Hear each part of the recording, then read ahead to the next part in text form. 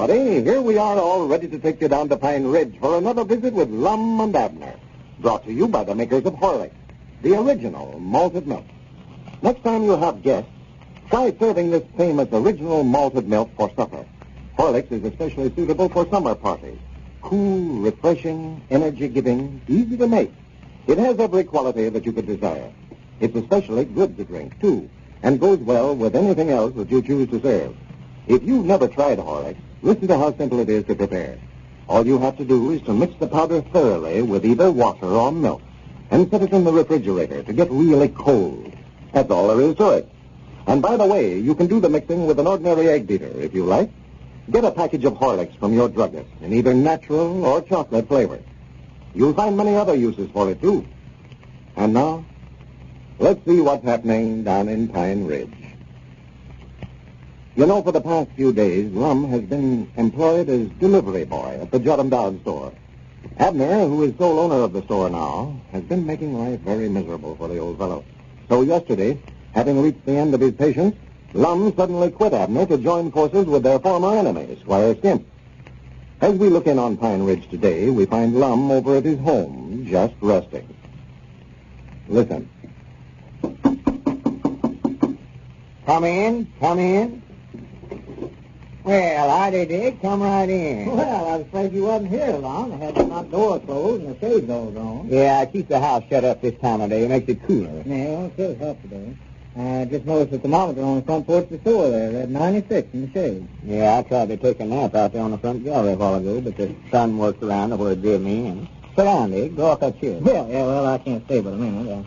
Just come over to talk to you about Abner. About Abner? Yeah, he was telling me he came over here to see you this morning. You ran him off the place. Yeah, and the next time I'll set the dog on him. Well, he feels awful bad about the way he treated you while you was working for him down there at the store, Lum. He feels bad about it. How you think I feel? Well, he knows now that he was wrong about it. You see, he was afraid when you went to work down there for him that you'd try to take charge and run things like you always did, so he just started in to let you know who was boss. Yeah, that's what he says. I know why he treated me that way. Seen us down and out and couldn't find a job no place else, so he'd taken a delight in making it just as hard for me as he could. Showing out. He embarrassed me in front of my friends. Well, there's no doubt but what he carried things too far, all right. I'm not upholding him. But he wanted me to come over and explain to you just why he acted that way.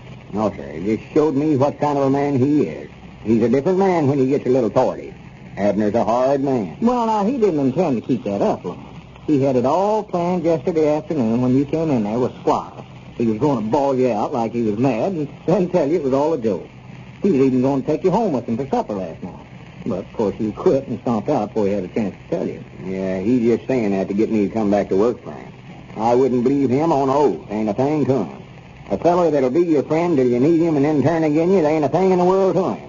Well, I'm sorry you feel that way about it, Lum, because I know that Abner hates it. Well, I appreciate you coming over, Dick, and all that, but there ain't no use for you to try to patch things up twixt me and Abner. I'm through with him. Just glad I found him out. Well, I've done all I can. I told him I'd come over and talk with you about it. Yeah, well, I appreciate your interest, Dick.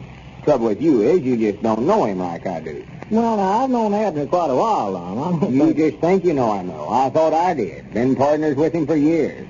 Thought I knowed him like a book. Best way to get acquainted with that gentleman is to work for him once. He's a Jekyll and Hyde, that's what he is. A snake and wolf club, in the weeds. Yeah.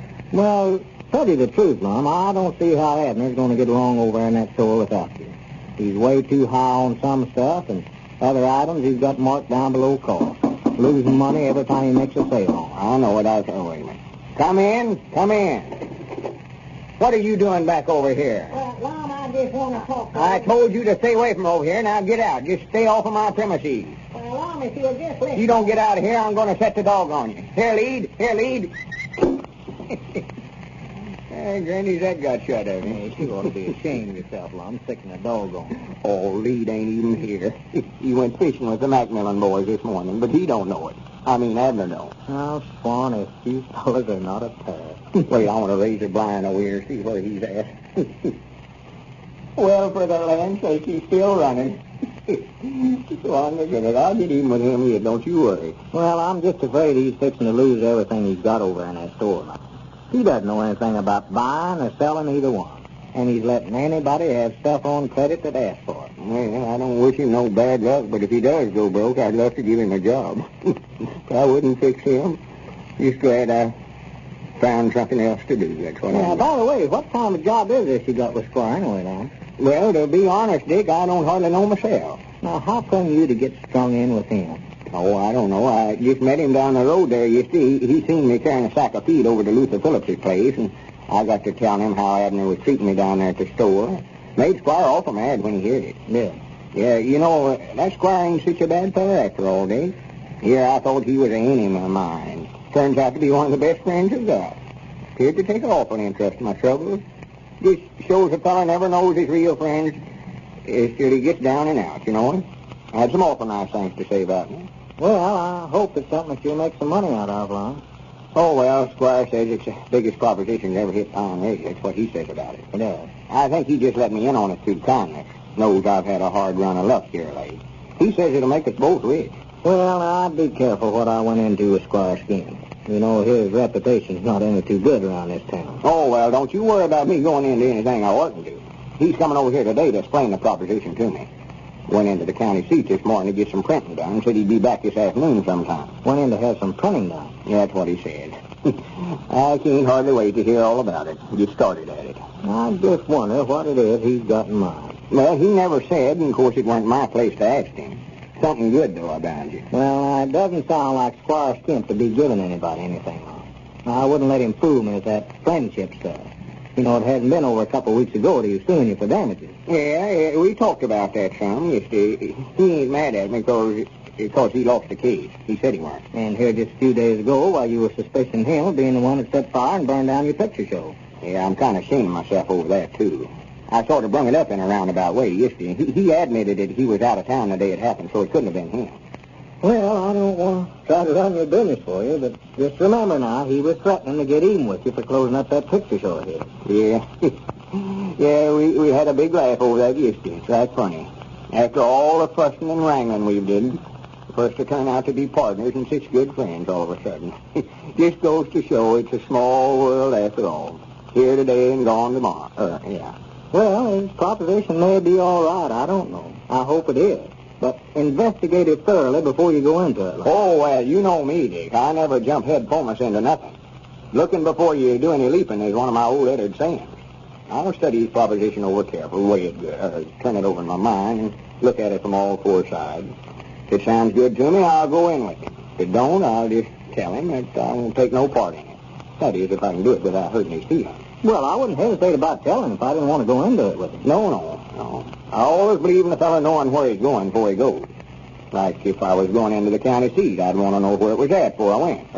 Well, that's a rough idea. Well, now, you can't be too careful with a fellow like him, Lum. I'll tell you that. Well, don't you... Wait a minute. Just... Yeah, Granny, there's Abner back at the door again. I bound you. If I don't give him a good scare, and just keep right on talking, Dick, while I slip through the door. What you going to do, Lum? What are you doing back over here? I thought I told... Oh, excuse me, Squire.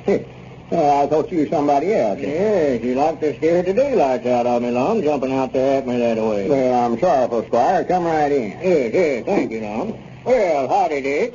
How you, Squire? Why, just fine. Hot today. Yeah, it is, awful warm. Sit down, Squire. Yeah, here, take my chair, Squire. I've got to be run along anyway. No, sit down, Dick. Now, there's plenty of chairs. No, you drop that rocker business, Lum. That's all right. You go right ahead. I'll see you later, Lum. All right, Dick. Glad you come over. Come back again. Yeah, thanks. So long. So long. Well, Squire, I've had the fidgets all day, just busting to find out what this proposition is you've got studied up. Now, well, it's a dandy, I'll tell you that, Lum. Well. In all my business experience, I've never run across anything with the possibilities of this has. We're both going to be rich as bottom line. Well, good. Tell me about it. I just don't know how to thank you for letting me in on a deal like that. Well, I studied over, Lum, trying to decide who was the right man to get in with me. And I finally picked you. Yeah, natural. You know, I've sold a lot of stock in different enterprises here in Pine Ridge, and, well, some of them haven't panned out like I thought they would, and some of our good citizens have lost a little money on the deal. Yeah, I know that, Squire. And some of them has got to wear their little jubers about anything that I've got to offer. Yeah, they... Now, that's the reason I picked you. I knew you was a man that they all had confidence in. And I knew you'd want to help them if you could. Oh, yeah. Yeah, if it's something I can help my friends in, I think I'll be interested. Well, you'll make every one of them rich right along with yourself, Lum. Well, what is it, Squire? Naturally, I want to know what it is before I go into it. Yeah, well, first, Lum, let me show you what I had printed up today. Yeah? Look at that. That's what I went into the county seat for. Well, hey, Granny, that's pretty, ain't it? Oh, yeah. Yeah. Looks like a diploma, don't it? What is it, an eagle holding them flags and them wires in his feet there? Is that just a sick and halt? No, that's an eagle, all right, Lum, but that isn't what I wanted to show you. Look right down there in that right-hand corner. There, look there. Lum Abner, president. President? You mean I'm president of the company? Yeah, that's a little surprise I had for you, Lum. All right, Grannies, I'll take it. You don't need to go no further. I can see already you've got good business judgment. Lum Edwards, president. Of what?